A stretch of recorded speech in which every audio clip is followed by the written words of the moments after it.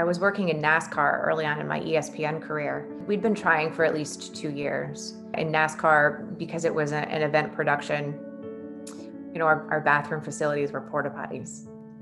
And I started having some cramping. I was probably 6 weeks along, maybe 8 weeks.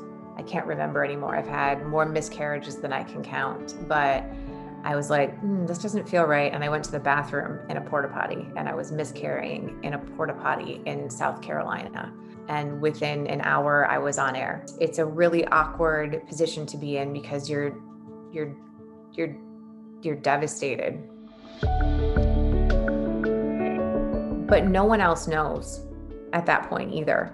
So you literally are alone, and you're going through it alone. And then for me to have to, turn around and no one around me knew I was pregnant, and no one around me knew that I was actively losing a baby, and having to put on the face and pretend that everything is okay and go on TV and just do your job.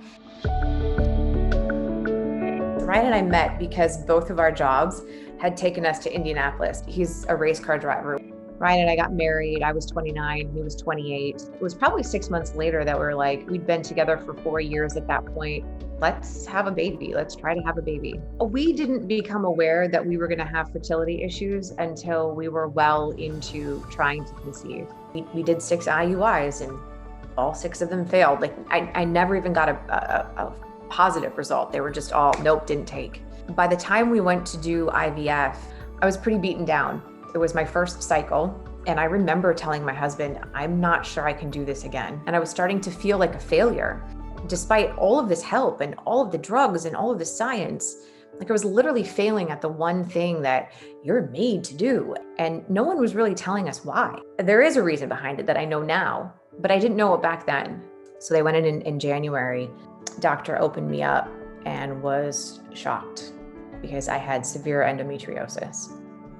And I have gone through a decade of infertility, and it had never been diagnosed. It makes you question everything. Did I have to go through all of the things that I went through? What would it have looked like if I had found out earlier? The trials and tribulations have made me stronger. And I look at my kids now, I'm so grateful for them too. And it's like, even when I know we have the hard days or one of them's driving me crazy, I remind myself more often how lucky I am to have them. For every egg that we transferred that failed, for every unsuccessful pregnancy, for every miscarriage, if any one of those had taken, I may not have my Finley or my Blake. And those 2 people are 2 of the most important people in my life. I can't imagine my life without them. This whole journey has been so many ups and downs. It feels in a lot of ways that it's still unfolding. I was willing to go through one more IVF cycle to see if we could have a third. And I made it to 12 weeks and lost the baby. I'll have friends that are like, how you doing? And my honest answer is I'm not okay. And I've gotten to the point where I've realized that it is okay to not be okay. I'm proud of how strong I am. A lot of ways it's made me who I am today.